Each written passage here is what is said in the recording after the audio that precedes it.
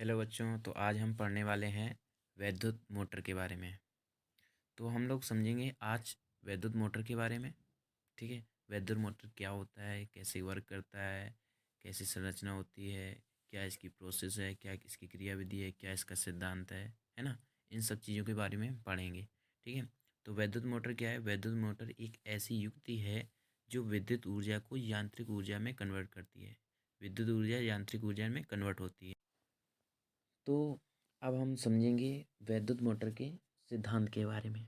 ठीक है, आप इस फिगर में देख रहे हैं कि हमारे पास क्या है, चुंबक के दो ध्रुव हैं, नॉर्थ एंड साउथ। उनके बीच में एक क्या रखी हुई है, कोई कॉइल रखी है, ABCD। ठीक है, जिसमें क्या है, विभक्त वलय है और क्या है, ब्रश भी लगा रखा है। ठीक है, और इसका संपर्क मैंने क्या किया है, कुंडली का संपर्क किससे कर रखा है, एक हमने बैटरी के साथ कर रखा है। ठीक है, तो अब इसमें हमें ये बताना है कि इसका सिद्धांत ये कैसे वर्क करता है वैद्युत मोटर, है ना। जब मैं क्या करता हूँ, किसी कुंडली को, यानी कि कुंडली क्या है, कोई कुंडली है क्या, ABC कुंडली, AB को मैं क्या चुंबकीय क्षेत्र में, यानी कि चुंबक NS के बीच में रख रहा हूँ। ठीक है, जब मैं कुंडली को किसी चुंबकीय क्षेत्र में रखता हूँ, ठीक है, इसमें इसके बाद उसमें धारा प्रवाहित करते हैं। मैं क्या किया, इसमें फिर मैंने क्या किया, धारा प्रवाहित की। अच्छा, धारा प्रवाहित करने के कारण क्या होता है, इस कुंडली में एक लगता है बलयुग्म। ठीक है, एक क्या लगता है, बलयुग्म लगता है। ठीक है, अच्छा, बलयुग्म का कार्य क्या होता है, बलयुग्म क्या कार्य होता है कि यानी कि क्या, यानी कि इस कुंडली को चुंबकीय क्षेत्र में, यानी इस कुंडली को नॉर्थ और साउथ के बीच में ही तो रखी ना, ध्रुवों के बीच में, तो इस कुंडली को चुंबकीय क्षेत्र में क्या करता है, घुमाने का प्रयत्न करता है। अच्छा, ये बताओ, तो इसकी हम दिशा कैसे निकालेंगे? इसकी दिशा हम फ्लेमिंग के बाएं हाथ के नियम से निकालते हैं। यानी कुंडली को चुंबकीय क्षेत्र में रखकर धारा प्रवाहित की जाती है, तो कुंडली धारा के कारण एक बलयुग्म लगता है, जिसके कारण कुंडली चुंबकीय क्षेत्र में लगातार घूमती है। और इसकी दिशा हम किससे निकालते हैं, फ्लेमिंग के बाएं हाथ के नियम से। अब हम समझते हैं वैद्युत मोटर की संरचना के बारे में। तो वैद्युत मोटर की संरचना आप फिगर अच्छे से देख रहे हैं। ठीक है, तो इसमें हम इसकी संरचना में मुख्यतः कितने भाग होते हैं, चार भाग होते हैं। एक क्या होता है, क्षेत्र चुंबक होता है। दूसरा क्या होता है, आर्मेचर होता है। तीसरा क्या होता है, विभक्त वलय होता है। चौथा क्या होता है, ब्रश होता है। तो हम सबसे पहले समझेंगे क्या, क्षेत्र चुंबक क्या होता है। तो क्षेत्र चुंबक क्या होता है कि हम जो देख रहे हैं, ये हमारे N और S क्या है, चुंबक के दो ध्रुव हैं। इनके बीच में जो क्षेत्र है, ठीक है, उसे क्या कहेंगे, क्षेत्र चुंबक कहेंगे। ठीक है, और ये चुंबक क्या होता है, हाई होता है, यानी कि इसमें क्या होता है, चुंबकत्व का जो गुण होता है वो क्या होता है, हाई होता है। ठीक है, तो अब हम समझेंगे आर्मेचर के बारे में। यानी कि आर्मेचर जो हम देख रहे हैं, एन तथा एस ध्रुवों के मध्य में जो कुंडली रखी हुई है, ये एन फेरों की अगर कुंडली है, यानी कि ABCD है, इनमें क्या है, एन फेरे हैं इस कॉइल में। ठीक है, तो हमारी ये क्या कहलाएगी,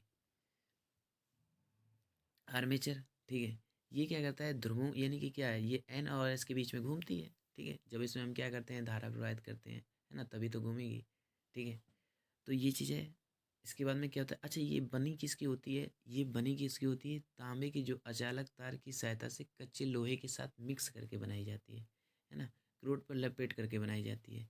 यानी कि ये क्या होता है, तांबे की अचालक तारों की सहायता से कच्चे लोहे के क्रोड पर लपेट कर बनाया जाता है। ठीक है, तो आर्मेचर क्या होता है, ये एक बहुत अधिक फेरों वाली क्या होती है, कुंडली होती है, जो N तथा S ध्रुवों के बीच में होती है। ठीक है, अब हम समझेंगे विभक्त वलय क्या होता है। अच्छा, विभक्त वलय क्या होते हैं, दो, यानी कि ये हम देख रहे हैं क्या, यानी कि XY टर्म में देख रहे हैं ना, दो, यानी कि क्या है, अर्धवृत्ताकार खंड में क्या रूप में दिखाई दे रहे हैं ना। ये क्या है, अर्धवृत्ताकार खंड के रूप में है। तो इसमें क्या है, इसमें क्या है कि ये अलग अलग देख रहे हैं, एक्स पे अलग है, वाई पे अलग दे जोड़ा रखा है।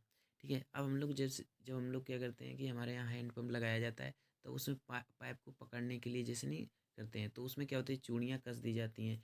बिल्कुल सेम तरीका है, यानी कि सेम वही कंडीशन है कि पाइप, यानी कि क्या, यहाँ पे चूड़ियाँ कसी होती हैं इसमें। अब हम समझेंगे ब्रोस के बारे में। तो ब्रोस क्या होता है, ये कार्बन धातु की क्या होती है, दो पत्तियाँ होती हैं। ठीक है, इसमें क्या होता है कि एक ब्रोस से क्या होती है, विद्युत धारा कुंडली में प्रवेश करती है, और दूसरे ब्रश से हम क्या देख रहे हैं कि जो कुंडली से धारा क्या होती है, बाहर निकलती है। तो आई होप समझ गए होंगे इसकी संरचना, यानी कि विद्युत मोटर की संरचना के बारे में आप समझ गए होंगे। ठीक है, तो नेक्स्ट। तो अब हम पढ़ेंगे वैद्युत मोटर की क्रियाविधि के बारे में। ठीक है, तो वैद्युत मोटर में क्रियाविधि कैसे समझेंगे। देखो, इसमें क्या है कि हमारे पास क्या है, नॉर्थ और साउथ। नॉर्थ और साउथ यानी क्या है, चुंबक के दो ध्रुव हैं, इनके बीच में क्या रखी हुई है, कुंडली रखी हुई है। ठीक है, और कुंडली के जो संबंध है, ठीक है, कुंडली का जो संबंध है विभक्त बलों के साथ भी है। ठीक है ना। तो ये क्या है, विभक्त वलय के साथ है, और विभक्त वलय यानी कि इसमें क्या लगा हुआ है, ब्रश भी लगे रखे हैं, है ना। यानी कि इनमें क्या लगा रखा हुआ है, ब्रश भी है। और यानी कि इसमें क्या है, यानी कि वैद्युत यानी कि क्या, बैटरी के साथ भी इनका संपर्क है। तो अब हम क्या करेंगे कि जब मैं यानी कि इस कुंडली में यानी कि इस कुंडली में मैं क्या करूँगा, धारा को प्रवाहित करूँगा। जैसे ही हम इस कुंडली में धारा को प्रवाहित करेंगे तो हम क्या करते हैं, फ्लेमिंग के बाएं हाथ के नियम के अनुसार इसमें क्या होगा कि जो हम यहाँ पे देख रहे हैं कि धारा हमारी एक्स से जाएगी, यानी कि एक्स विभक्त वलय से जाएगी, तो ए बी की ओर जाएगी, है ना। फिर क्या है, बी सी, फिर सी डी, फिर क्या आएगा, सी डी से हमारा क्या आ जाएगा डायरेक्ट, यानी कि क्या आ जाएगा, ये हमारी जो धारा है वो किस में आएगी, वाई से, वाई विभक्त वलय के पास आ जाएगी। ठीक है, तो अब एक चीज़ समझो कि जब हमने कहा है कि फ्लेमिंग के बाएं हाथ के नियम के अनुसार इसमें क्या होगा कि ए डी तथा यानी ए बी तथा सी डी पर क्या होगा, समान परिमाण का क्या लगेगा, एक बल लगेगा। लेकिन कैसा लगेगा, विपरीत दिशा में, क्योंकि हमारी धारा की दिशा क्या है, विपरीत है ना। तो समान परिमाण एवं क्या विपरीत दिशा में एक क्या लगेगा, बल लगेगा।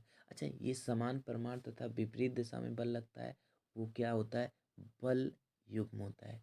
इसे हम क्या कहते हैं, बल युग्म कहते हैं। यानी कि ये क्या करता है, एक बल युग्म के रूप में कार्य करता है।